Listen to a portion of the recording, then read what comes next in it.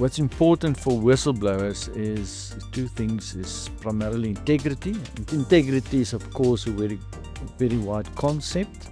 It entails honesty, being transparent, and not acting out of self-interest. In the case of corruption, it's different. If a traffic officer stops you, you have been speeding, and he says, but we can make a plan. So you give him something, and he's happy. Also, we want to see consequences. We want to see that the whole system, the whole ecosystem is working.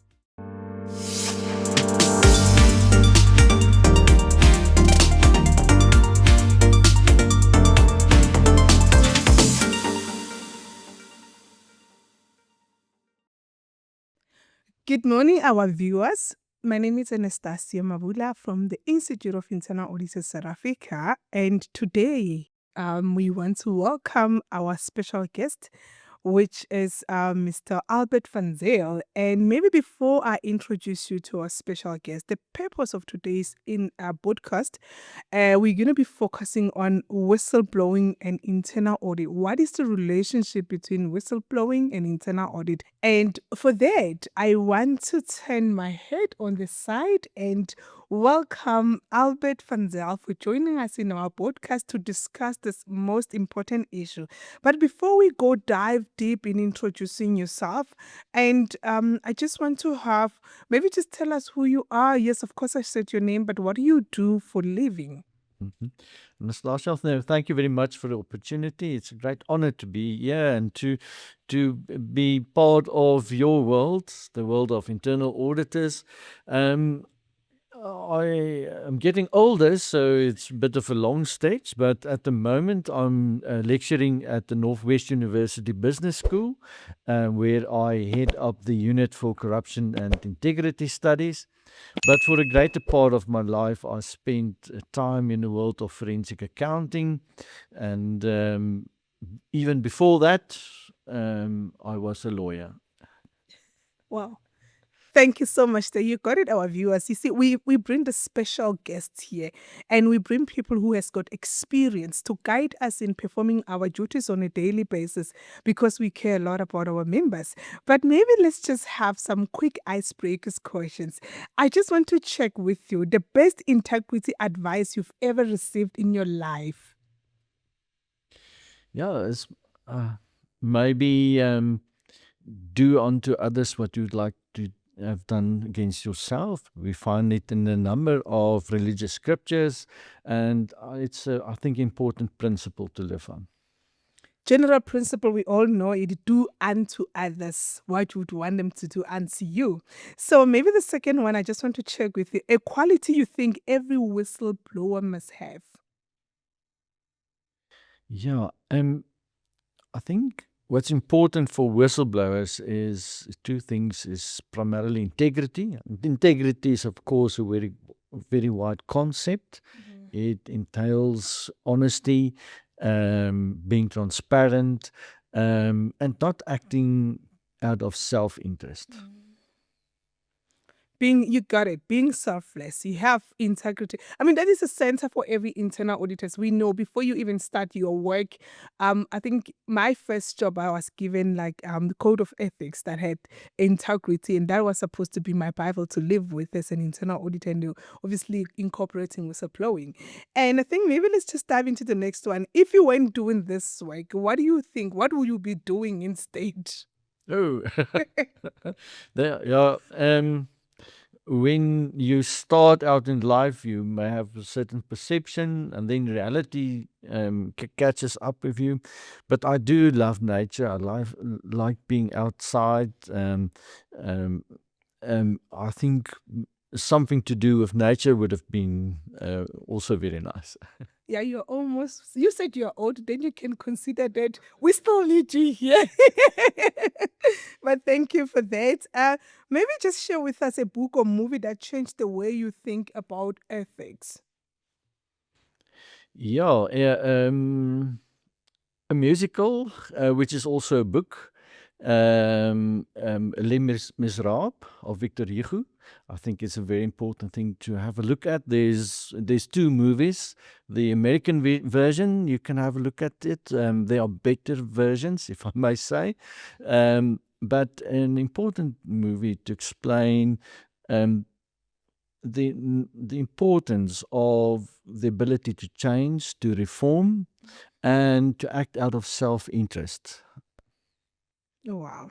That's very interesting. I think I must check that out. It sounds very interesting. Maybe the last one on the icebreaker. What's one ethical dilemma every professional faces at some point? There's a number of them, but I think important is conflicts of interest. It's difficult to manage, and sometimes you believe that you may not be at risk. I've experienced it in life. Your social dimension, the environment where your kids are, your friends in church or wherever. Sometimes the lines gets blurred too easy, and before you see it, you're in big trouble. Yeah, I think this one was also a very interesting one. I think it came to me. I remember, like, in our lives, the dilemma that we face is sometimes when you are stopped by the cops. You sometimes don't want to pay the ticket. And you remember that my profession doesn't allow me to do this. But we are faced with so many dilemmas in our lives. But I also think that maybe based on the answer that you've given, I want to speak to our auditors out there. Please be watchful, be mindful.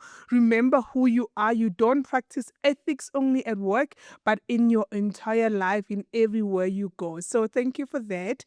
And I want to check maybe in terms of your personal journey. Of course, you have explained what you're doing.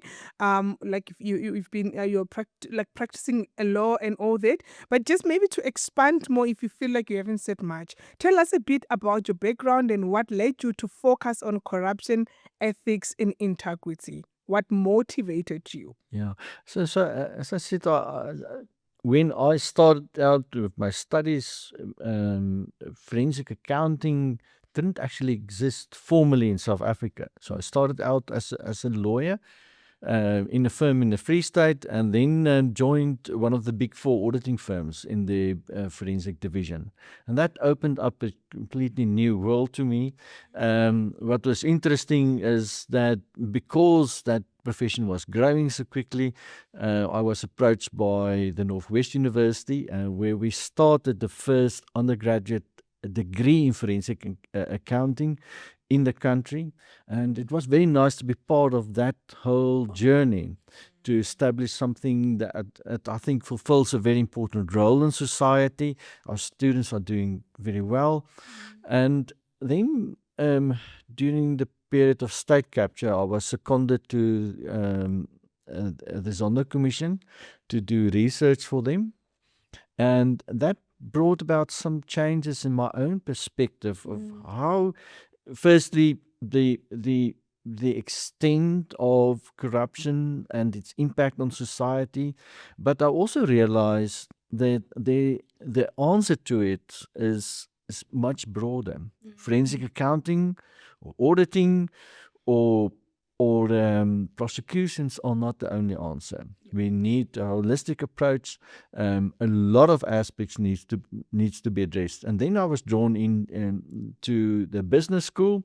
So I pay my dues by lecturing on corporate governance to the MBA students, but I also head up a unit for corruption and integrity studies, where we do not only executive education to entities in government or private sector or the banks, but also create platforms for role players to work together and address this huge problem we face, not only in South Africa, but internationally. Globally, yeah.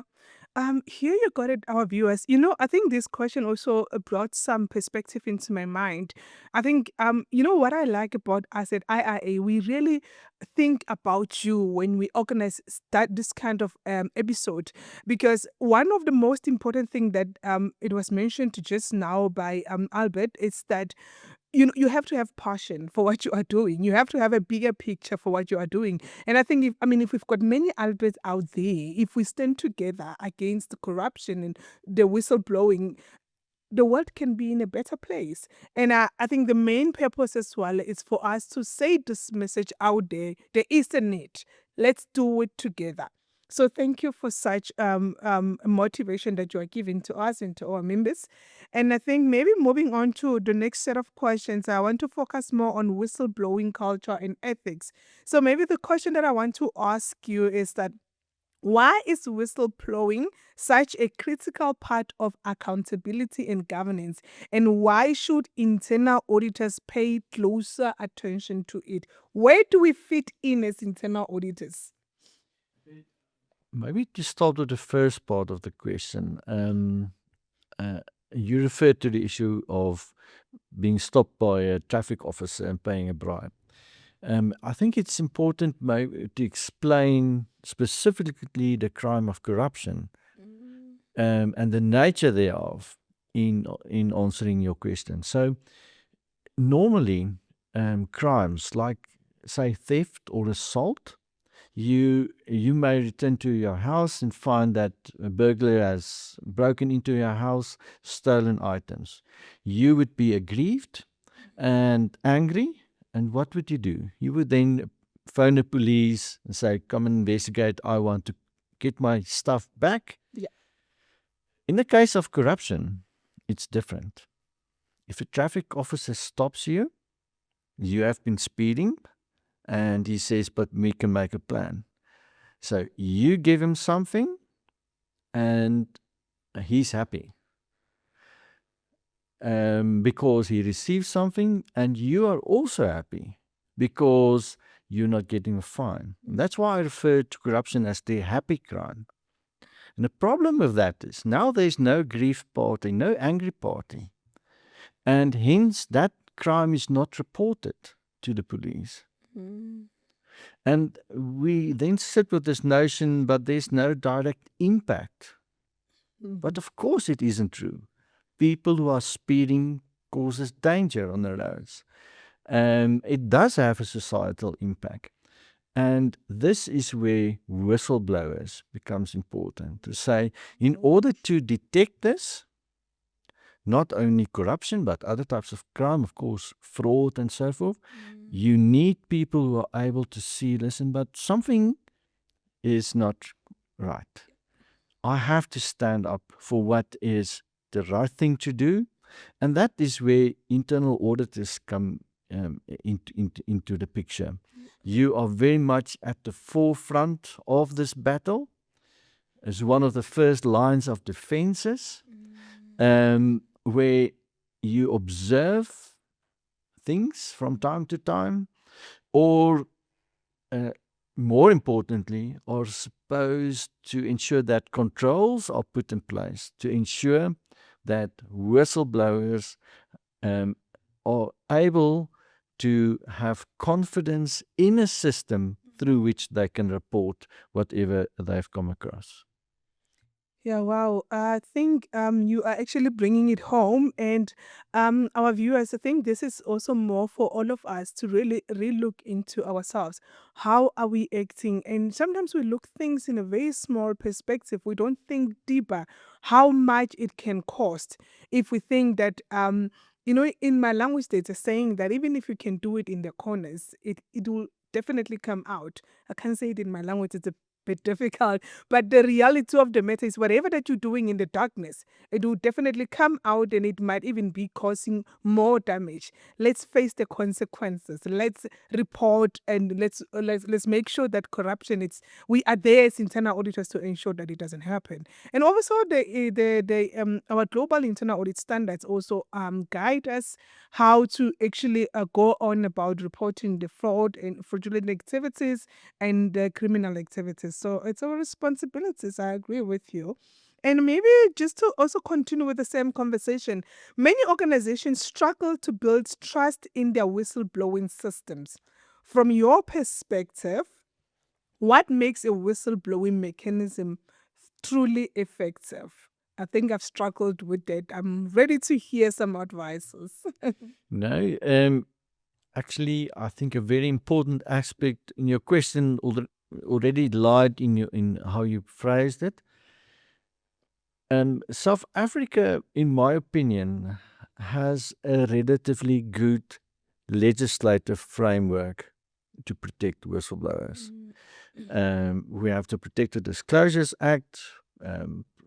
Provision is made in the Labour Relations Act to protect them against unfair dismissals. The Companies Act refers to it. But for some reason, we don't see that these people are trusting the system. And there's a number of reasons for that. And that is important to understand, that we need to establish a culture that is conducive to whistleblowing. And it stretches throughout society. But that culture and that trust can only be enhanced or put in place if whistleblowers see, here's a system, the system indeed protects me from the day I make the decision to blow the whistle, through the investigation, through to the possibility that I may eventually have to testify in court if needed. And also we want to see consequences. We want to see that the whole system, the whole ecosystem is working, that everybody does play a role, and that those culprits eventually are properly sanctioned, put in jail, or whatever the case may be. Wow. Sure. You just confirming that for us to actually come out there, for community to report crime on the whistleblowing, they need affirmation, confirmation that they are really protected. I think also you spoke about transparency. Like, we need to be transparent in our system. Understand, not just to tell people, report people, but what is in for me, how protected I am. Because I mean, everyone is very fearful.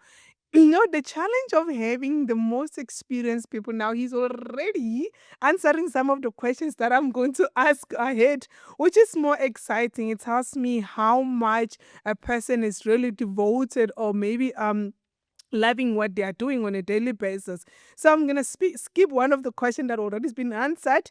In your experience, what are the most common fears or barriers that prevent people from speaking up? Which I'm sure you have touched on it, like right now, maybe the system not being transparent, not knowing what is in for me, how protected I am. But if there's anything that you still want to add on the fears or barriers that prevent them, you can actually use this opportunity to do that for us. I think it's important to say that international studies show that fear for retaliation is not only a South African problem. International studies shows that up to 61% of whistleblowers actually face some form of retaliation. It's a bit of a societal problem. Your kids, when they are in school, we as parents often tell them, hey, but you don't tell on your mates. It's not good. We don't want to be isolated. We don't want to be that guy who is not part of the group. So there's a lot of psychology behind that. Yeah.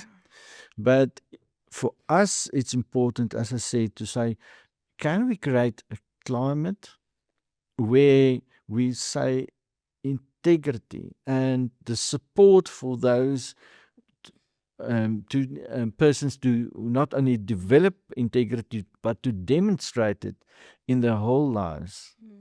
As you said, not only in your work, not only in your profession, but when you deal with traffic cops, when you deal with all levels of society, that we act properly and in the best interest of the greater society. Sure. I like the way you are bringing it home. Like, actually, this is an issue that we're creating it ourselves as well. I mean, you look at when you're trying to sometimes reprimand children, they report the other child. When you tell them, I want to reprimand that, don't tell them that I told you. Like that fear, it comes a long way. And sometimes people as well, they don't want to, to talk about what they do because they're fearing to be judged at where they are. Like, as I mentioned earlier, I think the profession of internal audit as well, having to have integrity wherever you are. In my family, they know that, don't tell this auditor. She will audit. She will want to see what's happening. She want to go to every door and like verify it. So people needs to know where you stand in terms of your ethics. But the problem is we're hiding ourselves because we don't want to do the right things at all the time. Our viewers, I think this is really a very good example that we must stand ground on what we believe in as long as we know we are in the right processes and we're doing it the right way, but maybe not shying away from telling it when it's wrong. And it goes back to in terms of the global internal audit standard, we need to report on these things. It's actually unethical for you not to report on them.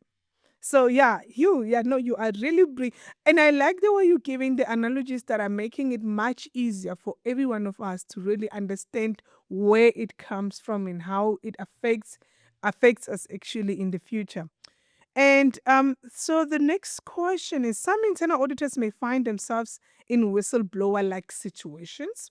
What guidance or protection exists for them if they uncover serious misconduct?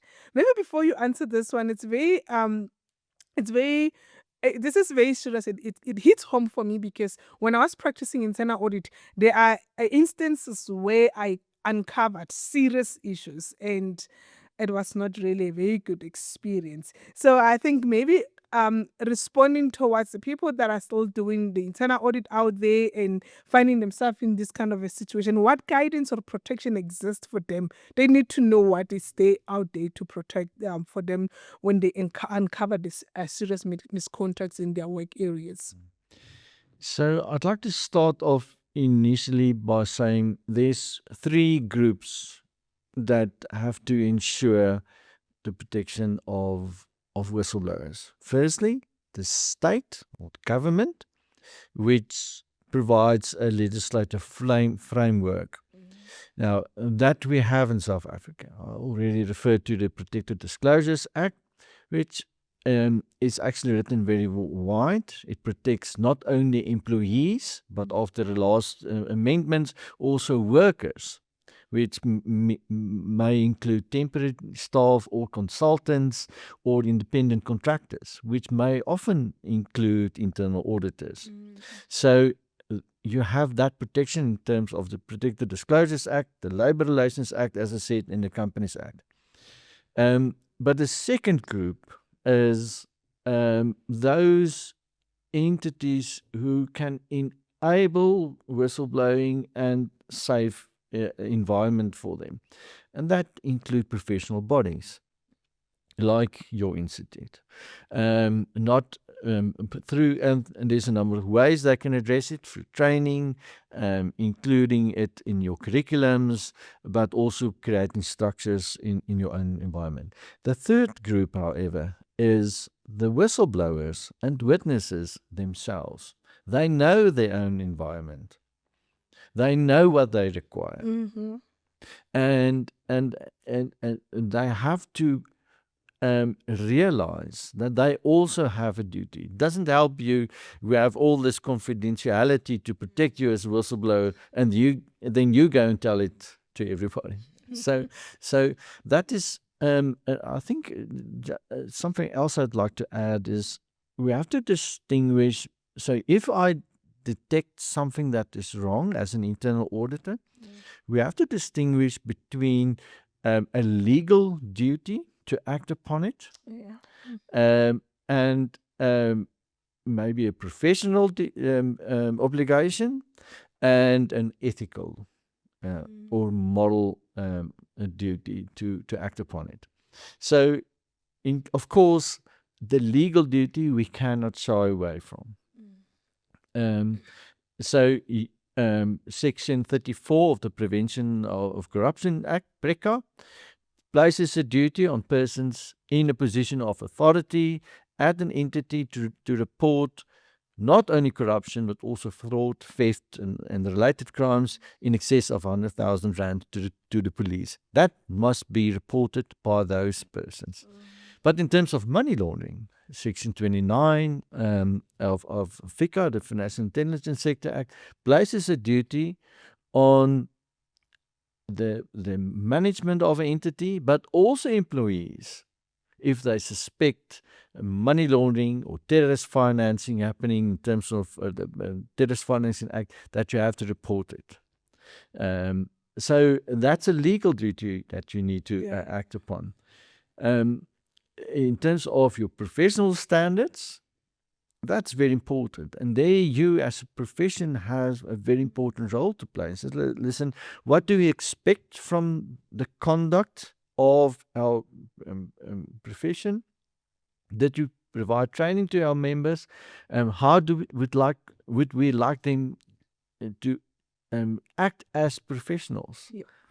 But you can't only have rules and don't apply them. Yep. And that's unfortunately something we saw in South Africa, in some professions, that the professional bodies didn't step up timeously as we would have liked them to do, and investigate the matters and discipline their members and sanction them properly.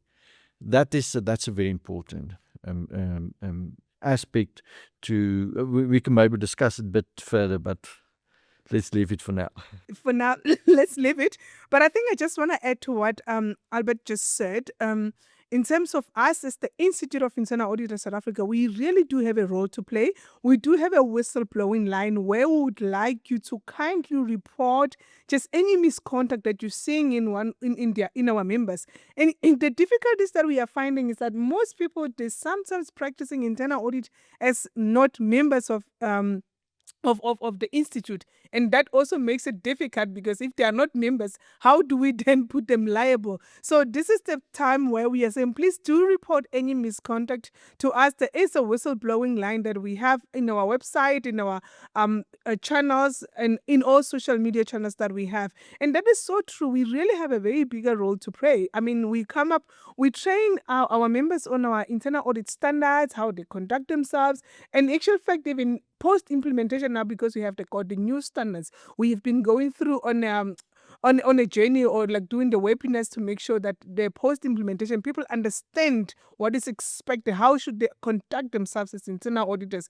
So I think what you said, and also the acts that you have mentioned, I think our internal auditors now, you'll be able to be equipped in terms of how do you go about this. And after maybe watching this episode, please just watch it up to the end for you to get all the information.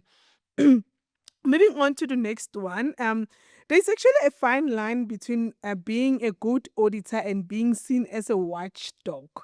How can internal auditors navigate this with courage and professionalism?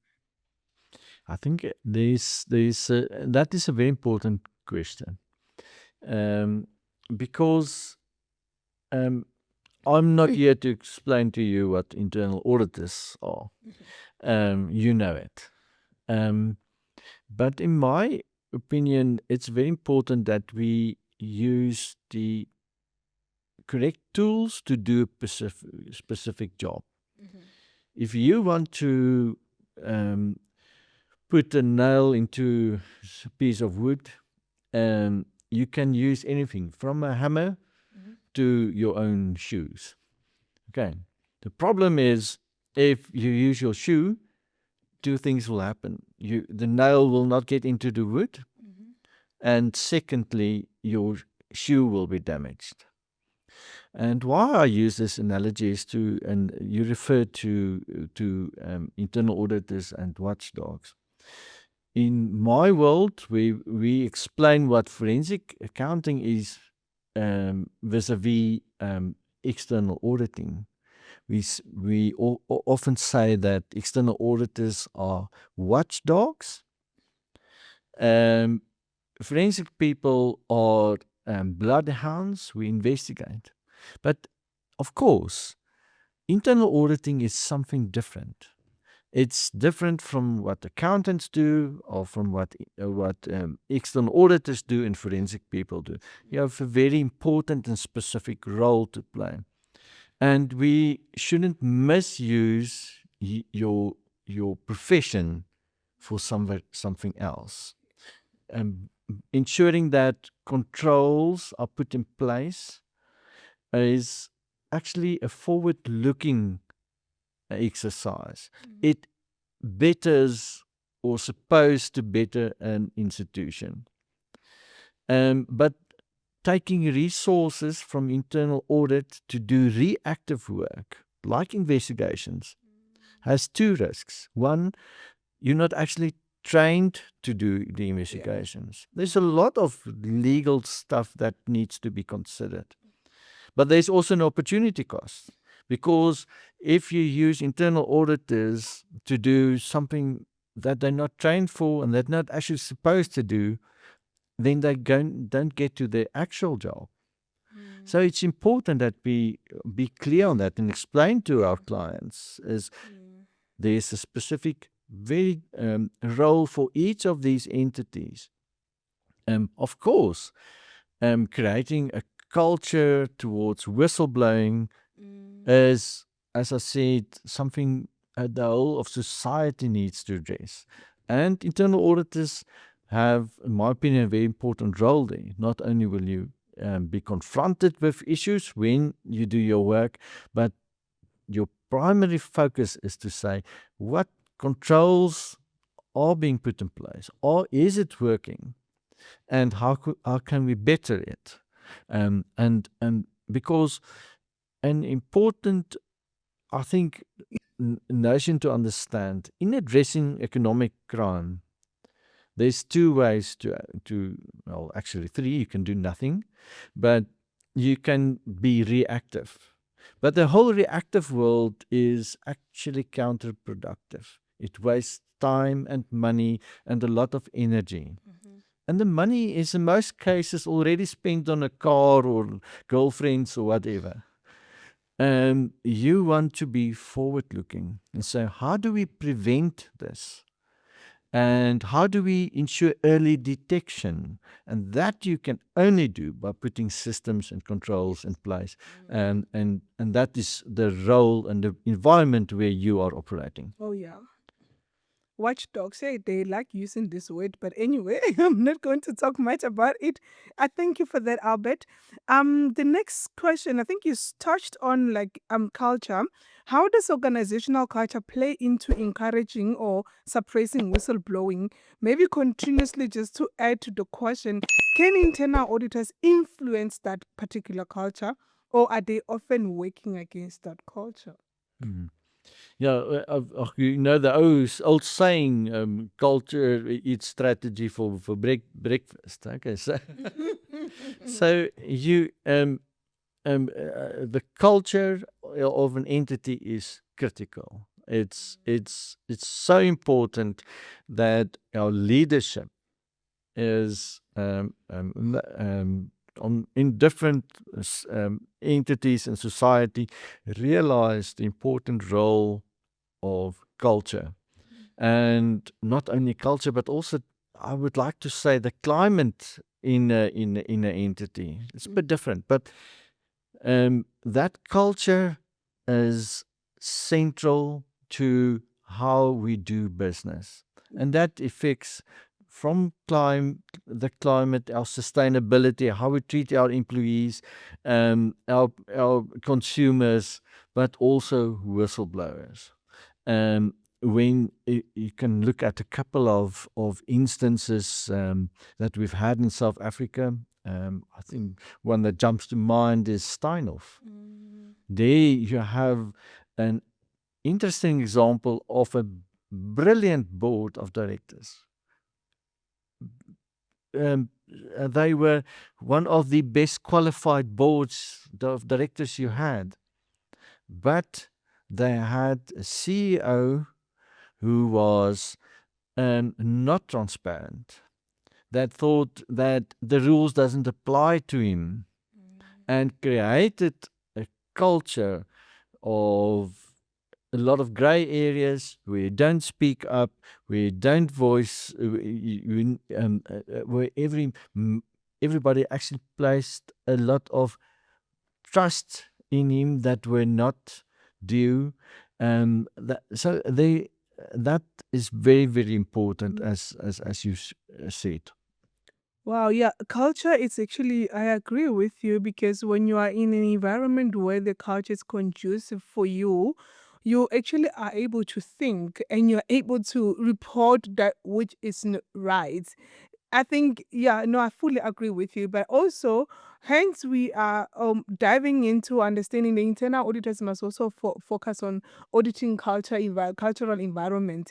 And I think this is where it will assist the organization into having like the conducive culture, which will assist in making sure that whatever that is wrong is being reported. Because now I feel protected, I feel listened to, and the environment on its own makes it more comfortable for me. So I think I agree with you to say culture is actually everything. It assists. Yeah, and the difficulty, of course, is how do we measure it? Yeah. And that is the challenge. It's not numbers on a page. The dynamics in a board or within executive in a company, there's a lot of elusive factors, synergies that has to be put in place. But I have a very difficult example for this. One of my university professors told me it's like the difference between art and pornography. Okay, so when you get to Europe, you'll see this statue of a lady without clothes. They call it art. But at some stages, you'll get the same image, and then we call it pornography. And that is the important thing that I think that internal auditors would say. If you are confronted with a situation and say, you will know something is wrong here. And it's part of, and I believe there is good in people. We know when something is wrong. We can detect that there's a climate, there's a culture in this entity that's not right. The issue is, what do we do in respect of it? Yeah. That's a big question. That's a big question for another day. So I'm going to dive into a set group of questions that is focusing on legal and global perspectives. I think you initially mentioned when we started about this is a problem globally, not only in South Africa. How does South Africa compare globally when it comes to whistleblower protection and culture? So, as I said, I think our legislation is generally not too bad. The issue is with enforcement and application thereof. Globally, we struggle with the issue of whistleblowers. So there's a lot of entities that work on first hand to put in structures and legislation, but also provides for activism to create awareness. That helps a lot. There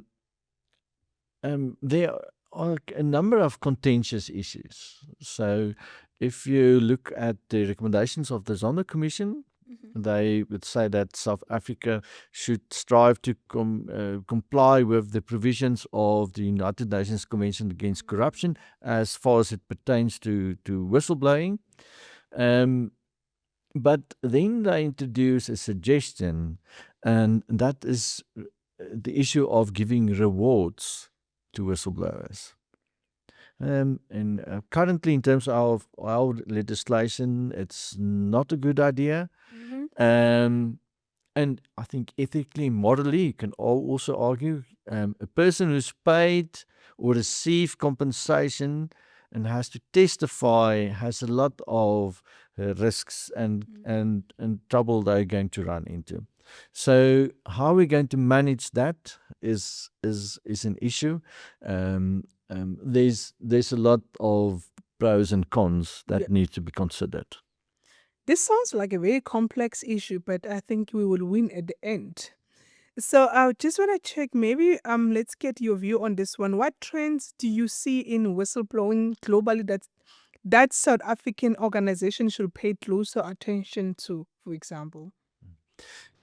So I think important is the realization that they do play important roles. So if you look at PwC's Economic Crime Survey that they bring out every 2 years, whistleblowers, I think the last one I remember, whistleblowers were responsible for approximately 30% of all detection of economic crime.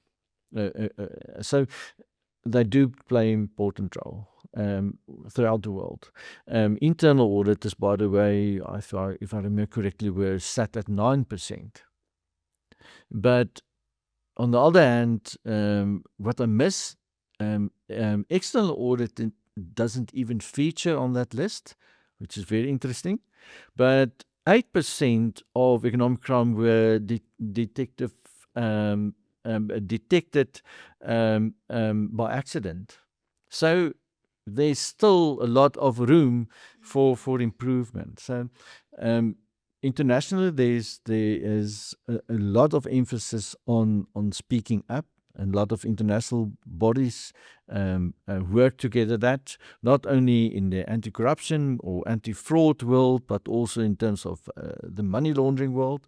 So that is important. What I'm a bit scared about is two things. One, that and you know it from the media's perspective, if you repeat the same thing over and over, we either side, okay, but the wolf has been, we've called out the wolf now for too many times, it's not an issue anymore. Yeah. And also that it's not politicized. That may also become an issue.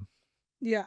So now you're coming on, like, for the second question that I was going to ask you. Some people fear whistleblowing is becoming politicized, and how can we keep it focused on ethics and public interest rather than personal or organizational agendas? Okay, so when we started, so what's the most important trait of whistleblowers? I said is integrity. Yeah. People who, and the law actually also said, when you report something, it has to be done in good faith, bona fide, not in order to receive something. Yeah. So that's the ideal whistleblower. But we know that some people do blow the whistle out of self-interest. And a number of instances where I was involved in investigations, the whistleblowers were happy to play along, and then something else happened. It was a relationship that went skew, or always some side issue, and then they start to whistleblow, and then it's a suspect thing. And we live, unfortunately, in a society where politics and bad politics influence us, and we should, I think, be careful. And my suggestion would be is at least to act professionally, and our profession should protect us. Yeah. At least to say, listen, this is the guidelines. Let's play within our mandate as professionals, and not be misguided by interests of unscrupulous groups or people who are funded with foreign money or whatever to influence us. Wow. Sure. I think this question was so much relevant in the sense that what you said as well, people are using it for personal gain and just to tend each other's names and in all sorts of not things that are not meant for it. But I think if we use it for the right way, we can actually win. The problem is we are misdirecting the resources that are available for us. But yeah, it's a complex issue, but we are here to say let's make it easy for us to win. Now we want to dive into internal audit role and support. Should internal auditors be more proactive in educating staff about how and when to protect the wrongdoing? No, certainly. Oh, so not only the internal auditors, but also the professional body. So, and with proactive, I mean it's something that needs to start in the curriculums at schools. We have some nice examples, for instance, regarding creating a anti-corruption and towards in Rwanda in their schools, where they have programs that even at that level start with it. But you as a professional body, I think there is a lot you can do in, for instance, not only looking at your own code of conduct, your own training, your own awareness programs, but also influencing the curriculums of universities. Oh, yeah. What are they doing to ensure and instill these values? And then, of course, we have to practice it. And that means giving training, guidance continuously. Yeah.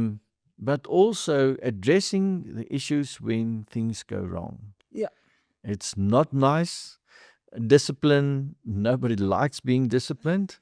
But I think what is important for professions and professional bodies is we have to protect our careers Yes. and our profession. We are the custodians of it. Yeah. One or two bad apples can very easily negate all the good work we're doing and create the impression that either this is a toothless profession, we don't actually need them, they don't add value. That is at the core, I think, of what you are doing, and I see it. And today is an example of it, to say, what are we doing to better our profession, to make sure that the very important role we are playing, we will be able to do in future. Yeah, no, thank you for that, Albert. And my heart goes out for all the internal. Please do the right things wherever you are. Be the good examples and be ethical at all the time, because honestly, we don't like to get to a point whereby we have to cut you off or we have to discipline you, but we want us to walk this journey together in preaching the ethical gospel together. And now we just want to check with you, how can audit functions maybe partner with other internal department like your HR, your legal department, ethics department to strengthen whistleblowing systems and response mechanisms? Yeah, I think well, the nature of your work as internal auditors actually put you exactly on that spot in assessing systems and policies and procedures and controls. Not only, as I said, by looking reactively, you have a very important forward-looking role to play and say, we need to address this as an organization from a high level, and that process can be enhanced and improved by the work of internal audits. To say, for instance, from HR, do you do proper screening of new employees? What processes are in place? Can you verify it? Or are we doing proper exit interviews? Yeah. There's a lot that from the HR world. The important thing is, and what I've learned from forensics is there's a number of sources that you can use. The money trail is one thing. the flow of information through our communication and on emails or WhatsApps is also important. But the human factor is very, very important. And that we should never lose sight of that. That people are very talented and they should be used properly. Yeah. The motivation for persons committing fraud is, we can speak about that about some time, is also important. You need to understand it, that drivers for it. And then to see, do we address those risks, those drivers in our policies and controls that we have put in place. Wow. Our viewers, our members, there you got it yourselves. Collaboration with other departments, it's extremely very important because they might know more better than you do, but collaborating and working together within an organization, it's really beneficial for us to make sure that we strengthen the processes of whistleblowing. And I think maybe just to dive into the last one, how can internal auditors better position themselves as enablers of integrity in the organization? I think you touched more on it as well, but also maybe just to add on the question, when an internal audit uncovers something serious, but the organizations resist action, what ethical responsibility does the auditor carry, which is the problem we face as internal auditors? Yeah. A complex question. So again, to start with the last one, if you are faced with an issue, there you have to make sure that firstly, if there's a legal duty on you to act, then you should make sure that you considered your options. Legal duties is something you can't shy away from. That's the one thing. Ethical or morally, professionally is a different level. But for how do we address it? Is I think no job is more important than your name or your integrity. To be able to tell your kid, I did the right thing, is maybe a much better lesson than driving a Mercedes or whatever car you think is nice. That is the only way. If we say we as a society on our respective places where we are, that we have to play our role as responsible leaders, as responsible professionals to ensure that this society works. If we are facing a number of challenges in this country, we cannot deny it. Yeah. It's not going to change suddenly. We as the people will and has the ability to make it better. We've done it in the past. We've overcome a terrible past. And we've demonstrated that tenacity and goodwill. And I think, and it's important that we understand that each generation has to take responsibility for its own time. Yeah. We are now here. It's our duty, our responsibility to make it a better place in our respective spheres of where we're working. Amen. I actually wanted to clap my hands while you were talking because you said something very important. We have like choices to make as well.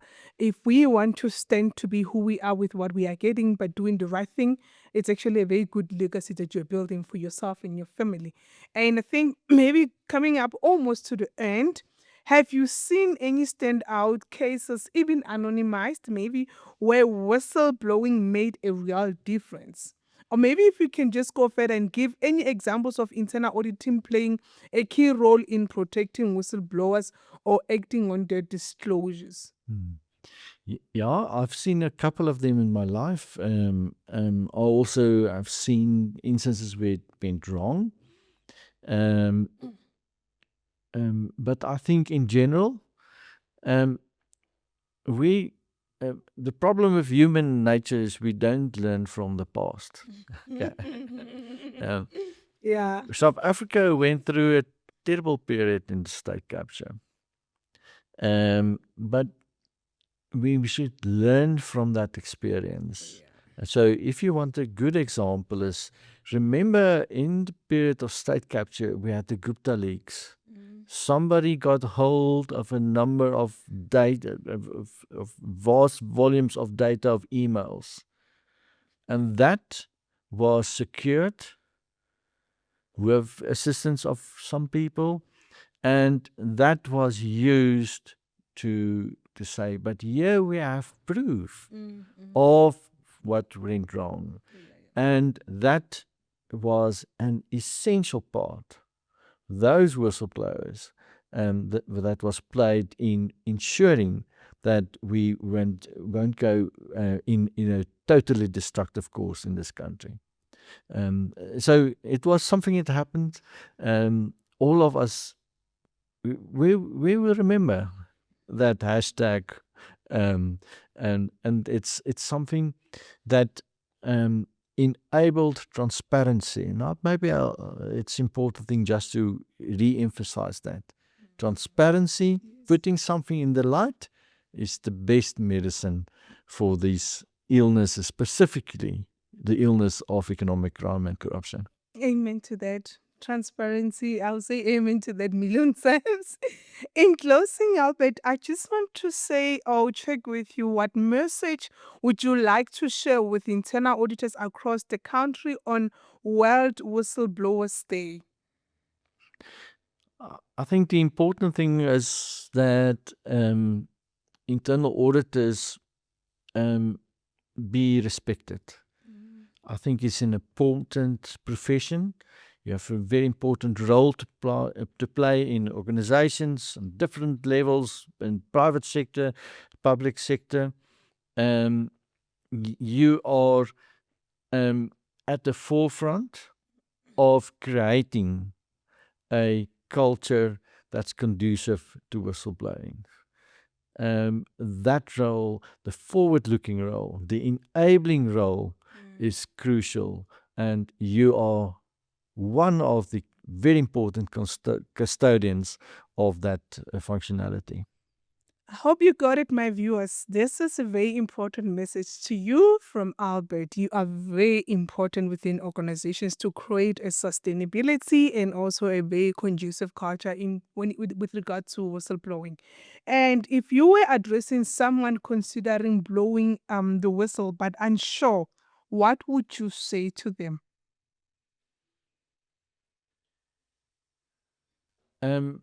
Two things.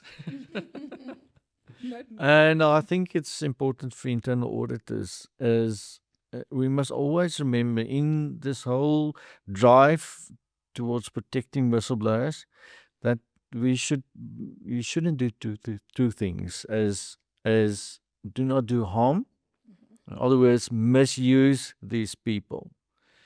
Because it's people. The nature of economic crime is changing. It may have dire consequences to persons. And we've seen it in South Africa. So don't do harm. Also don't create false hope. Okay.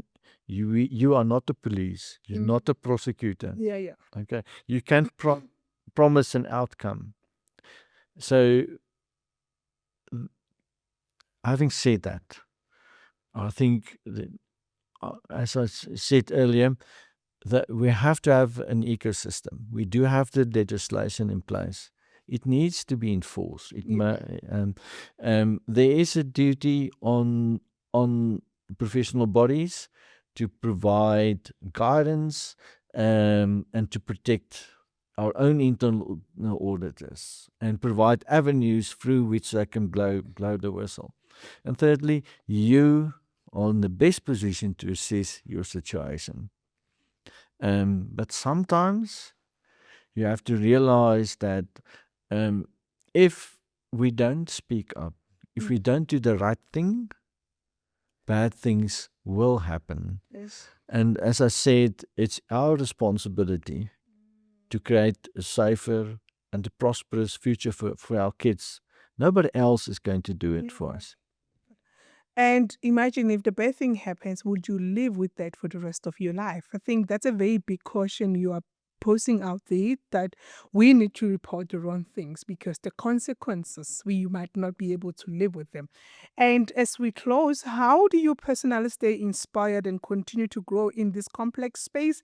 And while you are telling us that, you can also share any final thoughts on how we can build braver or more ethical workplaces. Yeah, so inspiration, where do I get it? I'm very fortunate to work at the university. I like the young people. I like the energy, the enthusiasm. Um, I see universities as places where we can enable people to grow and to fulfill their dreams and their aspirations. So I take a lot from them, from the youth, from the future. It's very quick that you get old, but an investment in the future, what is important. And I think to get to your last part of the question is for us is to build. We have to accept when something is and be blunt about things that's going wrong, but it doesn't help to point fingers. Yeah. Okay. The question is, how do we make it better? And that, and I said it repeatedly, each one of us can do it on different levels, starting from your house, what you teach your kids, through to the schools, universities, our professions. Yeah. Each one of us, at his own, can make it a better place. Amen. There you go. Got it, our viewers. So I think the last statement that I want to leave with you, when we started, Albert said a statement, do unto others what you'd like them to do for you. And I think the beauty part of it, it goes back to you when you are actually performing your duties, being ethical. When you grow in your lives, when you want to venture into your businesses, people will also be ethical to your business because you would have done unto others what they will do back unto you. We have come to the end of our session, and I want to say thank you so much, Albert, for joining us today. It is really appreciated. I don't know about you, but I have learned a lot from you, and I feel like 1 hour it's not enough. And I think if you want to know more, please listen to this episode.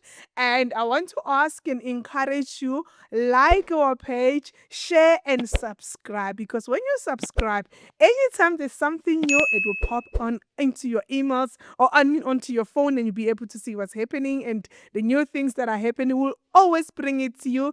And we really appreciate your time in watching this. And thank you so much. And thank you, Albert. Thank you very much. Thank you.